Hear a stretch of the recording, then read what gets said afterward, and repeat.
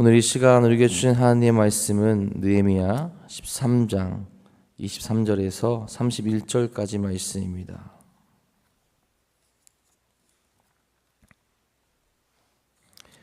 느헤미야 13장 23절에서 31절까지 말씀입니다. 오늘 이 시간 우리에게 주신 하나님의 말씀 다 같이 한 목소리로 받들어 읽도록 하겠습니다. 그때 내가 또 본즉 유다 사람이 아스돗과 암몬과 모압 여인을 맞아 아내로 삼았는데 그들의 자녀가 아스돗 방언을 절반쯤은 하여도 유다 방언은 못하니 그 하는 말이 각 족속의 방언이므로 내가 그들을 책망하고 저주하며 그들 중 몇 사람을 때리고 그들의 머리털을 뽑고 이르되 너희는 너희 딸들을 그들의 아들들에게 주지 말고 너희 아들들이나 너희를 위하여 그들의 딸을 데려오지 아니하겠다고 하나님을 가리켜 맹세하라 하고 또 이르기를 옛적에 이스라엘 왕 솔로몬이 이 일로 범죄하지 아니하였느냐. 그는 많은 나라 중에 비길 왕이 없이 하나님의 사랑을 입은 자라. 하나님이 그를 왕으로 삼아 온 이스라엘을 다스리게 하셨으나 이방 여인이 그를 범죄하게 하였나니 너희가 이방 여인을 아내로 맞아 이 모든 큰 악을 행하여 우리 하나님께 범죄하는 것을 우리가 어찌 용납하겠느냐. 대제사장 엘리야십의 손자 요야다의 아들 하나가 호른 사람 산발랏의 사이가 되었으므로 내가 쫓아내어 나를 떠나게 하였느니라. 내 하나님이여 그들이 제사장의 직분을 더럽히고 제사장의 직분과 레위 사람에 대한 언약을 어겼사오니 그들을 기억하옵소서. 내가 이와 같이 그들에게 이방 사람을 떠나게 하여 그들을 깨끗하게 하고 또 제사장과 레위 사람의 반열을 세워 각각 자기의 일을 맡게 하고 또 정한 기한에 나무와 처음 익은 것을 드리게 하였사오니 내 하나님이여 나를 기억하사 복을 주옵소서. 아멘. 오늘도 우리를 깨끗게 하시고 또 우리에게 거룩한 길로 인도하시는 하나님과 함께 나아가는 귀하고 복된 하루 되시기를 간절히 소망합니다. 여러분 우리 운동을 조금씩 하십니까? 저는 매일은 못해도 일주일에 두세 번 정도 저녁에 식사를 하고 성북천을 걷곤 합니다.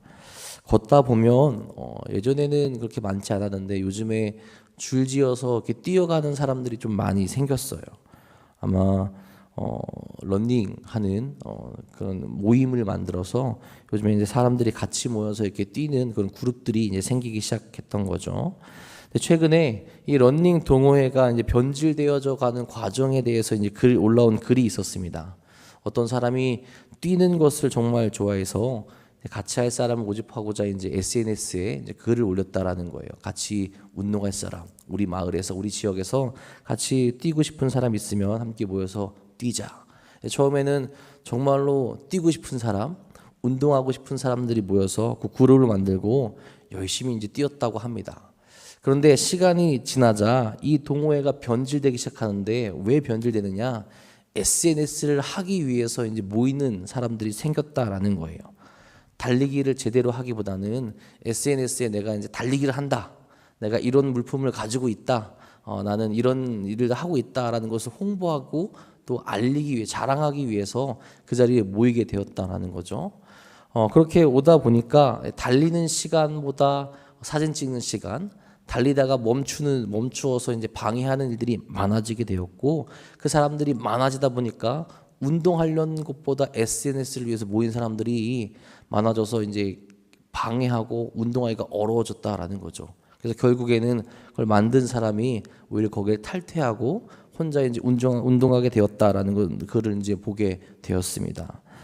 여러분 바뀌고 변화되는 것 분명 우리에게 필요할 때도 있고 좋은 바람을 일으킬 때도 있지만 본질에 벗어난 그런 모습을 보이게 될 때 그것은 더 이상 원래의 의미를 가지지 못한 그런 단체가 될 수밖에 없게 되는 거죠. 특별히 신앙에서 그렇습니다. 신앙인들은 본질에서 벗어나서는 안 되죠. 하나님을 믿고 하나님을 따르는 것, 하나님을 예배하는 것, 하나님의 뜻대로 살아가는 것이 우리의 모습이 되어야 되고 특별히 하나님이 어떤 분이신지 우리가 왜 이렇게 살아가야 되는지를 늘 깨닫고 있어야 합니다. 본질에서 벗어나게 된다면 그래서 우리가 신앙인의 모습을 갖추지 못한다면 결국 그곳에서는 하나님을 높이고 하나님을 예배하는 모습들이 사라질 수밖에 없기 때문에 그렇다라는 거죠. 우리의 모습 가운데 하나님을 따르는 그 본질의 모습, 우리의 신앙의 모습을 온전히 갖추며 우리가 죄로 나아가는 것이 아니라 오직 하나님께 영광을 돌리는 모습으로 나아갈 수 있는 우리 모두가 될 수 있기를 간절히 소망합니다. 어제 말씀에 이어서 오늘도 느헤미야는 이스라엘 백성의 신앙적인 부분을 회복해 나가는 데 집중을 합니다. 특별히 느헤미야의 마지막 부분을 우리가 함께 읽고 있죠. 23장의 말씀을 보게 되면 이스라엘 백성들이 주의해야 되는 모습, 이스라엘 백성들이 늘 경계해야 되는 모습을 가르쳐주며 끝까지 하나님의 백성으로 살아가야 될 것을 보여주고 있다라는 거죠.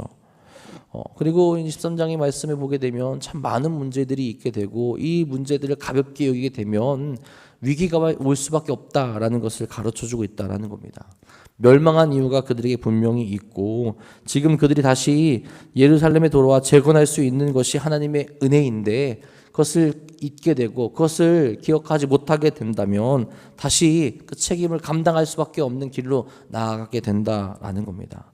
이스라엘 백성들의 삶의 본질을 잊지 말아야 될 모습이 가득해야 된다라는 것을 느헤미야가 가르쳐주고 있다라는 거죠. 22절, 23절에 위기에 대해서 얘기합니다. 이렇게 이야기하죠. 그때 내가 또 본즉 유다 사람이 아스돗과 암몬과 모압 여인을 맞아 아내로 삼았는데 그들의 자녀가 아스돗 방언을 절반쯤은 하여도 유다 방언을 못하니 그 하는 말이 각 족속의 방언이므로. 여러분, 이 부분 정말로 기가 막힌 일이라고 할 수 있겠죠. 이방인과 결혼한 유다 백성들의 자녀가 유다의 말은 잊어가고 이방인들의 방언을 오히려 잘하고 있다라는 겁니다. 엄청난 문제 아니겠습니까, 여러분? 그 나라의 민족의 말, 그들이 당연히 해야 될 말은 있고 내가 결혼한 여인의 그 말들을 배우고 있다라는 것. 유다 귀한민들은 과거 이방인들과의 혼인을 하지 않겠다라고 또 맹세를 했었어요. 느헤미야 10장 29절 30절에 이렇게 이야기합니다.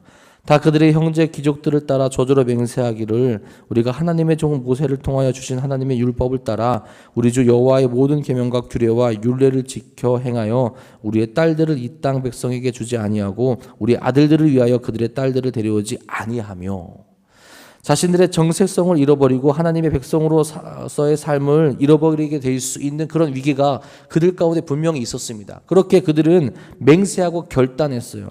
더 이상 이방인들에게 우리의 딸을 내어주지 않고 이방인들의 딸들을 데려오지 않겠다라고 함께 맹세를 했습니다. 하지만 그들이 다시 그것을 잊었다라는 거예요. 다시 잊고 이방인들과의 결혼을 하고 있었다라는 거죠. 이제 막 자리가 잡혀가고 이제 다시 회복되어지고 이제 다시 하나님의 율법을 바라보며 살아가고 있었는데 그들에게 온 위기, 그들에게 온 하나님의 말씀을 바라보지 못하는 그런 모습들이 다시 하나님의 그런 자녀로서의 삶을 방해하는 모습들을 그들 삶 가운데 가져오게 되었다는 거죠. 이런 모습은 어제 읽었던 레위인들이 생계를 위해서 성전을 비운 것과 안식일을 어기게 된 것과도 연관이 있다라는 거죠. 신앙적으로는 바로 서지 못하는 모습이 유다 귀한민들 안에 생기게 되면서 그들 스스로 맹세했던 것을 잊어버리게 되었고 다시 죄로 나아가는 삶을 그들이 살게 되었다라는 거죠. 하나님의 백성으로서의 삶을 회복해야 하는 입장에서는 정말로 위험한 모습이 그들 안에 가득했다라는 겁니다. 거룩한 선민 공동체의 그 정체성을 없앨 수 있는 위험한 모습이 곳곳에 배치되기 시작했기 때문에 그래요. 그리고 그 위험성은 그의 자녀들에게 그대로 나타나고 있다라는 겁니다. 유다 백성들이 유다의 방언을 제대로 알지 못하고 오히려 이방인들의 언어를 반쯤하게 된다라는 것은 정말로 그들에게서는 큰일이라는 거죠. 그들의 자녀들이 이방인 여인에게 글을 배우고 유다 말을 못하게 되니 어떤 문제가 있겠습니까? 당연히 하나님의 율법을 제대로 읽지 못하는 일들이 생길 수밖에 없다라는 거죠. 그러니 느헤미야서는 끄질 수밖에 없다라는 겁니다. 그들 스스로 말씀을 통해 하나님 앞에 설 수 있어야 되는데 그런 일들이 불가능해지는 모습으로 나아가는 것 아니겠습니까?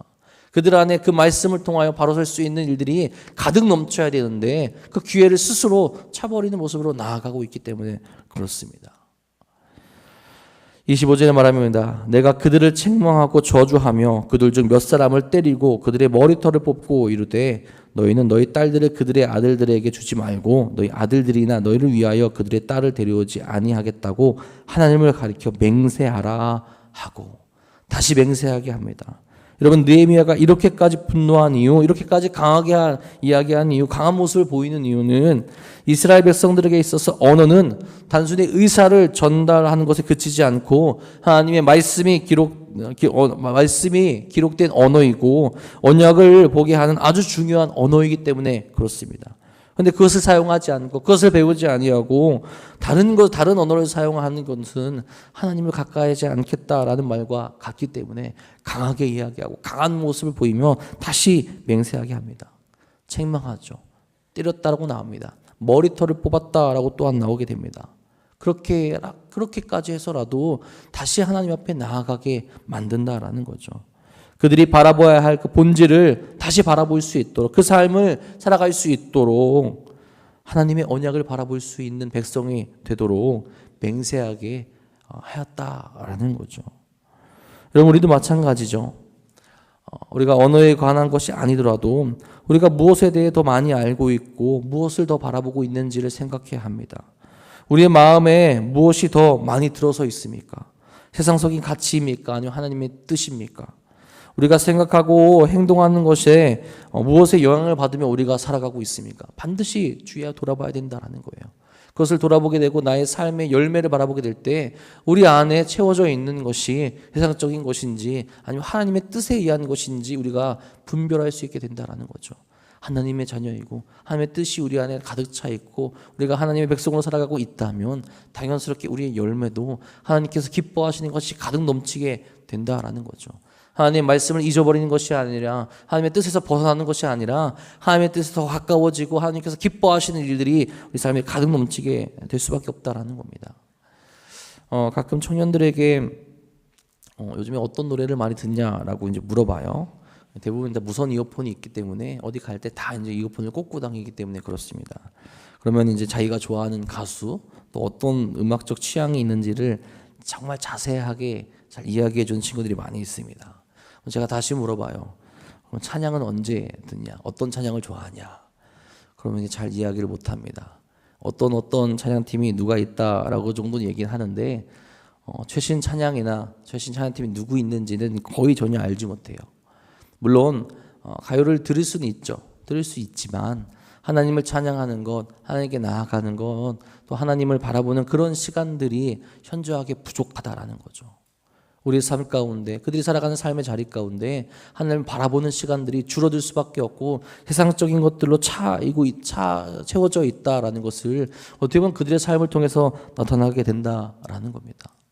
느헤미야의 경고가 결단코 그 당시에 있었던 유다 백성들에게만 하는 것이 아니라는 거죠. 너희들이 지금 무엇으로 채워져 있는지, 너희 지금 무엇을 바라보고 있는지, 어떤 것으로 지금 너희가 살아가고 있는지를 돌아보며 다시 하나님의 백성으로 살아갈 수 있어야 됨을 우리에게도 똑같이 이야기하고 있다라는 겁니다. 우리가 무엇으로 채워져 있는지, 무엇으로 향해서 나아가고 있는지 바라보시며 다시 하나님의 뜻 가운데 나아갈 수 있는 우리 모두가 될 수 있기를 간절히 소망합니다. 느헤미야는 계속해서 또 경고를 하는데 이스라엘 왕이었던 솔로몬의 이야기를 하며 경고를 하게 되죠. 26절 27절입니다. 또 이르기를 옛적에 이스라엘 왕 솔로몬이 이 일로 범죄하지 아니하였느냐? 그는 많은 나라 중에 비길 왕이 없이 하나님의 사랑을 입은 자라. 하나님이 그를 왕으로 삼아 온 이스라엘을 다스리게 하셨으나 이방 여인이 그를 범죄하게 하였나니 너희가 이방 여인을 아내로 맞아 이 모든 큰 악을 행하여 우리 하나님께 범죄하는 것을 우리가 어찌 용납하겠느냐. 솔로몬의 삶은 어떠했습니까? 하나님의 사랑을 받은 왕이었죠. 그래서 많은 나라 중에 비길 자가 없을 정도로 강성한 왕국을 만들어갈 수 있었습니다. 역대하 1절 12절에 말하죠. 1장 12절에 말합니다. 그러므로 내가 내게 지혜와 지식을 주고 부와 재물과 영광도 주리니 내 전의 왕들도 이런 일이 없었거니와 내 후에도 이런 일이 없으리라 하시니라. 하나님께 백성을 다스릴 지혜를 달라고 한 솔로몬에게 하나님께서 많은 것을 약속하십니다. 이런 일이 이후에 없을 정도로 큰 은혜를 허락하시겠다라고 약속을 하신 거죠. 그렇게 큰 은혜를 받게 된 이유, 하나님 앞에 다른 것을 구하지 않고 내가 이 백성을 정말 지혜롭게 재판할 수 있도록 지혜를 달라고 할게 하나님께서 정말 그것이 기특하여서 그런 은혜를 주셨던 거죠. 그렇게 큰 은혜를 받은 솔로몬이 왜 범죄하게 되었나라는 거예요. 이방 여인과 결혼했기 때문이라는 겁니다. 수많은 이방 여인과 결혼을 합니다. 결혼하면서 그들의 문화와 종교를 통제하고 하나님 앞에 나오게 한 것이 아니라 그 모든 것을 그대로 가져오게 하죠. 또 그것을 솔로몬이 받아들이며 스스로 범죄하는 길로 나아가게 되었고, 이스라엘 백성들도 죄로 나아가고 분열하게 되는 길이 그 이방 여인들을 통하여서 나타나게 되었다라는 겁니다. 하나님의 은혜를 받고 이후에 비교할 수 없는 삶을 살았던 솔로몬도 이방 여인들 때문에 죄를 짓게 되었는데, 지금 예루살렘에 돌아와 신앙을 회복해 나가야 하는 그 사명에 있는 백성들도 다르겠냐라는 거죠. 오히려 너희들도 위험하다라는 거죠. 그러니까 하나님의 지혜를 구했고 하나님의 은혜 가운데 거했던 솔로몬도 타락할 수밖에 없고 죄를 지을 수밖에 없었는데, 너희들이야 다를 수 있겠냐라는 거죠. 너희들 스스로 바로 서야 되고 너희 스스로 준비되어져야 되고 너희 스스로 경계해야 되기 때문에 되었는데, 이방 여인들 그들과 함께 결혼하고 나아가게 되면 그들을 쫓아내기 어려워지고 그들 안에 있는 문화를 경계하기 어려워지는 모습이 그들에게 있을 수밖에 없다라는 겁니다. 그러니까 그 위험을 제거해야 된다는 거죠. 다시 너희가 마음을 쏟아서 하나님 앞으로 나아가야 된다는 거죠. 그래서 느헤미야는 또 그들의 위협이 되었던 엘리야십의 손자 요야다의 아들이 산발랏의 사위가 된 그것을 알고 그를 쫓아내보내기도 합니다. 그 이스라엘 백성들 사이에, 유다 백성 사이에 위험이 될 수 있기에 그것을 스스로 그가 앞장서서 쫓아내었다라는 거죠. 여러분 그렇지 않겠습니까? 공부하고자 모였어요. 공부를 하자고 사람들이 모였습니다. 근데 모인 사람들이 전부 놀기만 좋아하는 사람이라면, 그래서 놀고자 한다면 공부를 제대로 할 수 있겠습니까? 나는 공부하기에 모였는데 다른 친구들이 다 놀자고 하면 어느새 나도 모르게 거기에 합류되면서 놀 수 있는 그런 모습으로 나아가는 확률이 높다라는 거죠. 그렇죠? 공부하다가도 잠깐 다른 생각이 들 때 누군가가 우리 그만하고 잠깐 놀고 오자, 잠깐만 쉬다 오자. 근데 그게 반복되고 반복되다 보면 거기서는 공부하는 것이 아니라 노는 모임으로 바뀔 수밖에 없다라는 겁니다. 마찬가지로 우리가 믿음의 길을 가는데, 물론 믿음이 정말 굳건하다면 어떤 상황과 환경 속에서도 흔들리지 않고 가게 될 거예요. 그런데 믿음을 회복해 나가는 단체, 회복해 나가는 모습을 가져야 되는 사람들 사이에 그렇게 유혹하는 사람들이 가득하다면, 그런 사람들 가운데 있다면, 그렇게 이야기하는 사람이 있다면 흔들릴 수밖에 없고 거기로 나아가는 그런 모습, 스스로 합리화하며 거기에 합류하는 모습이 생길 수밖에 없다라는 거죠. 우리 스스로 우리가 연약함을 알기에 우리가 그 환경도 하나님 앞에 나아갈 수 있고 하나님만 바라볼 수 있는 환경들을 우리가 만들어갈 수 있어야 한다라는 겁니다. 느헤미야는 그런 환경을 먼저 만들어야 된다는 거죠. 연약하기에, 그들이 계속해서 넘어지기에, 그들이 죄 가운데 있기에 스스로 우리 함께 결단하여서 그 거룩한 삶으로 나아가야 함을 그들에게 강력하게 이야기하고, 너희가 스스로 제하여서 그런 길을 가야 한다라고 지금 이야기하고 있다는 거죠. 여러분, 느헤미야가 이렇게 스스로를 희생하면서 이스라엘 백성들을 위해서, 이스라엘 위해서 할 수 있었던 그런 일들을 할 수 있었던 이유는 무엇입니까? 다른 것이 아니죠. 하나님의 사람이며 하나님의 은혜만을 구했기 때문에 그렇습니다. 느헤미야는 세상의 부귀와 자랑을 원치 않았어요. 그 스스로 그저 바사왕국에 남아 있었다면 정말 큰 권력을 누리며 살아갈 수 있었을 텐데, 그 백성을 위하여서 또 하나님의 뜻을 알기에 자기가 모든 것을 내려놓고 자기의 것을 희생하더라도 하나님 앞에 순종하며 하나님의 영광만을 구하며 나아갈 수 있었다라는 거죠. 어찌 보면 신앙을 가진 사람들이 바라고 원해하는 모습이 이런 모습이라는 겁니다. 이스라엘 백성들이 다시 하나님의 나라를 회복해 나가야 되는 그 백성들이 보여야 되고 끝까지 원해야 되는 모습이 느헤미야와 같은 모습이 될 수 있어야 된다라는 거죠. 30절 31절에 말합니다. 내가 이와 같이 그들에게 이방 사람을 떠나게 하여 그들을 깨끗하게 하고 또 제사장과 레위 사람의 반열을 세워 각각 자기의 일을 맡게 하고 또 정한 기한에 나무와 처음 익은 것을 드리게 하였사오니 내 하나님이여 나를 기억하사 복을 주옵소서. 아멘. 느헤미야는 누구에게 자랑하기 위해서 이런 말을 하는 것이 아니죠. 오직 하나님을 위해 살아왔고 하나님의 백성을 위해서 다 열심을 내었습니다. 세상의 그 누가 알아주지 않더라도 하나님의 한 분만 알아주시고 하나님의 복만을 구하며 그가 나아가고 있다라는 거죠. 하나님의 기억 안에 있으면 만족한다라는 겁니다. 하나님의 주시는 복 가운데로 나아가면 괜찮다라는 겁니다. 다른 것이 없어도 그것만으로 만족하며 기뻐하며 감사할 수 있다라는 거예요. 그런 모습이 이것을 읽는 자들로 하여금, 그런 모습이 이 말씀을 바라보는 자들로 하여금 같이 나아가기를 그가 원하고 있다라는 거죠. 이스라엘 백성 또한 그런 모습으로 자기의 열심을 닮아가 하나님의 복을 누리는 자들이 될 수 있기를 원한다라는 거죠. 이스라엘 백성뿐만 아니라 우리들도 이와 같은 모습이 될 수 있어야 한다라는 겁니다. 나의 욕심을 위해서, 나의 쾌락을 위해서, 세상에 나의 이름을 높이기 위해서가 아니라 오직 하나님을 위한, 하나님의 백성으로 살아가기 위한 삶의 모습이 우리에게 회복되어질 수 있어야 한다라는 거죠. 느헤미야는 우리에게도 또한 똑같이 그런 삶을 살아가야 한다라고 이 가르치며 보여주고 있다라는 겁니다. 여러분, 오늘 우리의 삶에 무너진 것은 없습니까? 다시 세워야 하고 또한 하나님의 백성으로 살아가기 위해서 버려야 할 것들이 있지는 않습니까? 우리가 기대하고 우리가 바라는 것은 세상의 인정이 아니라 하나님께서 나를 기억해 주는 것이며 하나님의 복을 받는 것이 되어야 됨을 믿으시기를 바랍니다. 오늘도 우리가 무너진 곳을 세우고 우리에게 경고하시는 하나님의 말씀을 따르며 거룩한 하나님의 백성의 모습을 회복해 나가는 귀하고 복된 하루 되시기를 주님의 이름으로 간절히 축복하고 축원합니다. 기도하겠습니다. 사랑의 주님, 오늘도 우리가 이 어렵고 힘든 세상 속에서, 이 유혹이 많은 세상 속에서 하나님의 말씀만을 바라보고 나갈 수 있는 거룩한 삶을 허락하여 주시옵소서. 우리 삶 가운데 무너진 것은 없습니까? 다시 우리가 세워 나가야 될 우리 믿음의 모습이 또한 있지는 않습니까? 주여, 결단하여서 느헤미야처럼 세상의 자랑을 구하는 것이 아니라 하나님의 영광과 하나님의 은혜만을 구하며 나아갈 수 있는 복된 모습이 우리에게 가득 넘칠 수 있도록 인도하여 주시옵소서. 하나님의 백성으로서 갖춰야 될 모습, 회복해야 될 모습을 함께 기도하며 날마다 경계하며 나갈 수 있도록 인도하여 주시며 함께 결단하여서 거룩한 길 다 함께 걸어갈 수 있는 우리 모두가 될 수 있도록 역사하여 주시옵소서. 삶을 살아가는데 분명히 힘들고 어렵습니다. 많은 유혹이 있기에 우리가 연약하기에 흔들릴 수밖에 없습니다. 그때마다 주의 말씀으로, 하나님의 말씀으로 무장되게 하여 주셔서 흔들지 아니하고 그 길을 묵묵히 걸어갈 수 있도록 인도하여 주시옵소서.